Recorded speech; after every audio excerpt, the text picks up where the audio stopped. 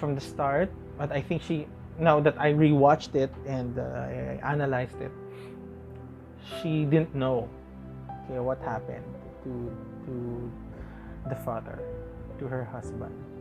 So, and she was expecting the father is going to go home.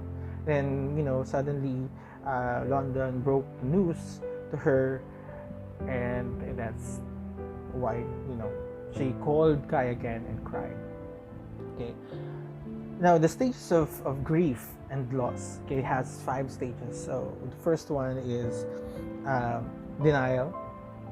So, most likely the grieving person will deny that the person that he or she loves or is very special is actually lost. Okay. The second one would be anger. So it's an anger towards the self or anger towards another person, and most probably we can see that with London. London actually exhibited the second stage of grief, which is anger. Okay, and that anger can escalate, no? And can prolong the process. Okay, you might be too into that feeling, blaming everybody else for the demise of that person that you actually love. And then the third would be bargaining. So bargaining, you are trying to bargain something that you have to you know to gain the love or to gain that person back, that to gain something that you lost. Okay. And then the next one would be depression. Okay, so you will be depressed, and you won't have the energy to actually do the daily activities that you do, the things that you do before. You won't feel as much enthusiastic, you don't have the will, and etc. And the last will be acceptance. Okay, and acceptance is the last stage, and usually it's a long process. All right. So for anything that's happening na may mga triggers or may mga causes for you to be depressed or for you to feel grief, no? If you lost something, you lost someone, according to science, according to medical practitioners and psychiatrists, psychologists, usually it's around 6 months, okay, that you can grieve. Okay, so that's the grieving process. But if it's beyond 6 months already, or you have been grieving for more than a year, then you might now fall into clinical depression.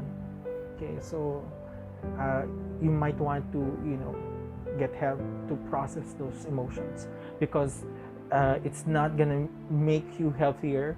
Okay, it's not positive for your mental health, and definitely it's not gonna be easy also for the people around you. And then that's it.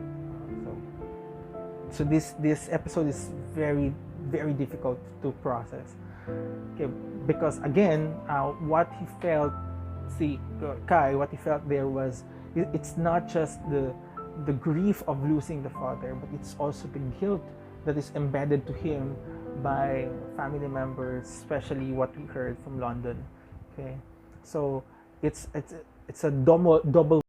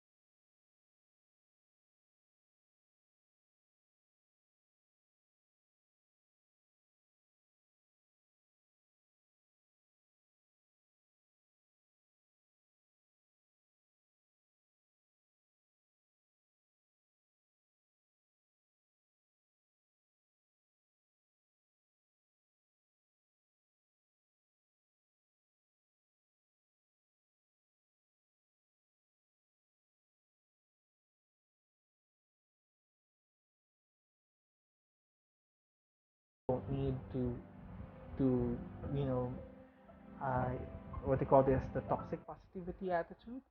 So what's the toxic positivity? Ito po yung we keep telling the person, hey, it's gonna be alright, it's gonna be okay. Those lines that we keep telling others, it's a form of a toxic positivity sometimes. If the situation is actually not that, it's uncalled for. Okay, and it's best for you to just say, I understand that you're going through a rough time right now, and I feel you. And then that's it. Just don't say anything else that, everything's gonna be fine, because you might aggravate the grieving person. And then the grieving person says, you don't know, you don't understand what I'm going through. And it's, instead of being helpful, you're gonna make matters worse, right? So that's it for episode 7.